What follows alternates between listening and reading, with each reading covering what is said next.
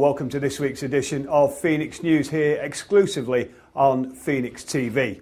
We're going to give you a little bit of a rundown of things from the club, a bit of a run round the league as usual, and then a bit of a look forward to a couple of things that are happening in the next couple of weeks.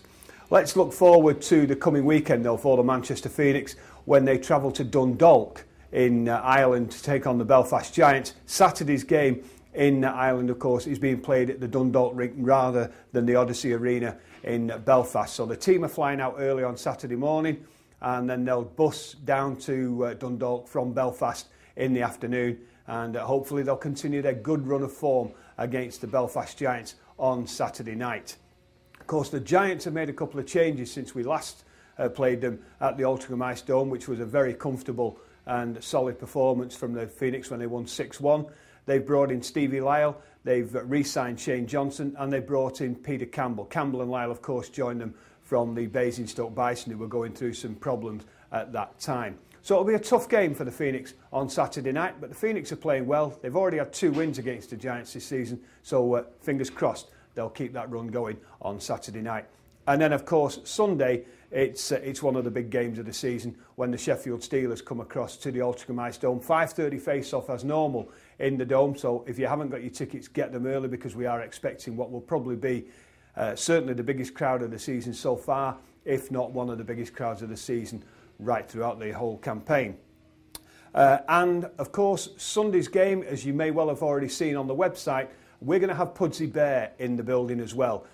We're on the run-up now to the BBC's annual Children in Need appeal, and thanks to the good offices of BMI Baby, sponsors of the BMI Baby Elite League, we've got Pudsey Bear coming to the Altrincham Ice Dome on Sunday night. There'll be a bucket collection. Pudsey's going to be on the ice taking part in the first period entertainment, and he's also going to be around to present Man of the Match, so that will certainly be an interesting picture, having a big yellow teddy bear presenting Man of the Match to the primary players from both sides on Sunday night. But it's a bucket collection for that annual appeal, so please dig deep on Sunday night and let's get Children in Need off to a great start on the back of the Phoenix and, of course, the Steelers, who I'm sure will be here in force. Now, Challenge Cup action. Phoenix, of course, were in Challenge Cup action last weekend against the Hull Stingrays. A good 5-2 victory against the Stingrays, who actually couldn't qualify anyway, and that was probably the reason why we saw Tom Chamberlain in goal rather than Ladislav Kudra. Kudra, of course, had been injured, and quite understandably, Rick Strachan decided to rest him for the Cup game, give Chamberlain another run out, and you've got to say the kid did well in goal for the Stingrays.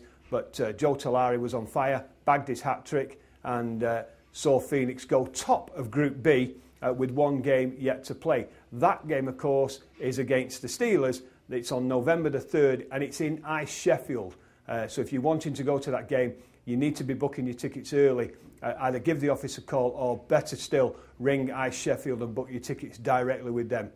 Win that game for the Phoenix and they go through to the semi-final stage of the Challenge Cup. But Group B is likely to be very, very tight because next weekend sees the Hull Stingrays take on the Edinburgh Capitals, and if Edinburgh were to win that game on Humberside, they too will be well in the mix for the 2 places from Group B to go through to the semi-final stage. But dead simple for the Phoenix. Beat the Steelers on November the 3rd in Ice Sheffield and we will go through. So once again, fingers crossed. Now, this Saturday, we've already mentioned that the senior team are away in Ireland to play the Belfast Giants. So if you're not travelling over to Ireland, if like me you're going to be staying at home, then why not take in the junior game at the Altrincham Ice Dome on Saturday afternoon? It's a 4:45 face-off. It's the under-18s versus Nottingham under-18s, and the Phoenix under-18s have had a fabulous start to the season. They're unbeaten, 100% winning record, and really are beginning to set that league alight. Now let's have a bit of a look round the league and see what may or may not be going on. Things seem to have settled down in Basingstoke after the disruption a couple of weeks ago when there was rumours of players going here, there and everywhere. And obviously, as we've already mentioned, Stevie Lyle and Peter Campbell did leave to join the Belfast Giants. Stevie Lyle, obviously their number 1 netminder. As yet, the Bison haven't signed a replacement netminder for Stevie Lyle. They've been playing young Dan Green, and a great job he's done for them actually, because they played 3 games since Stevie Lyle went. They lost narrowly in Belfast on Stevie Lyle's debut for the Giants. They then lost at home against Belfast, but it was only a 2-1 scoreline. And from all accounts, young Dan Green was very unlucky when the Bison went down 2-3 in Sheffield last weekend, a game that apparently a lot of Steelers fans were very unhappy with. But the rumour is that the Bison are looking at a new netminder. Could it be Curtis Cruikshank, who of course has played there previously and played in Newcastle previously? His name's being bandied around, and there's also an unnamed East European netminder also being linked with a potential move to the Basingstoke Bison. Now, Nottingham. There's a team that is on everybody's lips at the moment because having been arguably the biggest spenders in the summer in their recruiting policy, well, what has gone wrong with the Nottingham Panthers? 2 games last weekend, they lost at home 4-1 to the Newcastle Vipers and then went to Coventry on Sunday and were beaten 4-0. 4 goals in 8 minutes from the Coventry Blaze in the second period. So 8-1 loss over the weekend for the Nottingham Panthers. And some of their fans must be very disappointed. When are some of these big budget players going to start paying dividends for the Nottingham Panthers? We're not sure. But here's one for you.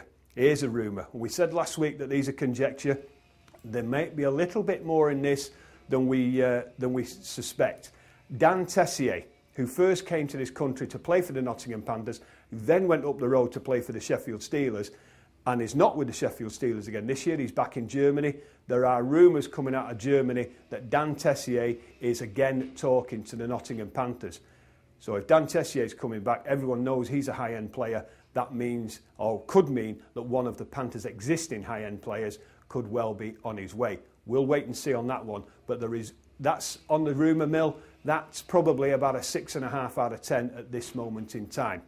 Now, speaking of other players moving, or rather one that didn't move, Sylvain Deschamps, who a couple of weeks ago was given his notice by the Cardiff Devils, probably more as a wake-up call to the rest of the Cardiff Devils locker room. Well, since he was given his notice and he agreed to play out that notice and play 2 more extra weeks, well, he's played 8 games for the Cardiff Devils. He scored 4 goals and 3 points, and Cardiff have very quickly put the paperwork into reverse. Sylvain Deschamps is staying with the Cardiff Devils for the rest of this season. Maybe the wake-up call was just what he needed. He was injured last year and was coming back to play this year. Got off to a slow start, but it appears that the notice seems to have worked very much in his favour. 7 points in 8 games, that's a good return. Deschamps stays. Coventry, a couple of injury issues in Coventry of late. Michael Tasker, great British player and Great Britain player, as well as a great British player. Michael Tasker could be out for as long as 8 weeks and possibly longer. He's torn anterior cruciate ligament, and that's bad news for Task. He's a great guy, but at his age, it is possibly, we hope not, but it's possibly, it could be certainly a season-ending injury, and who knows, it could be even worse than that. But if everything goes well, he could be back on the ice inside 8 weeks. We'll keep our fingers crossed for Michael Tasker. Elsewhere in Coventry,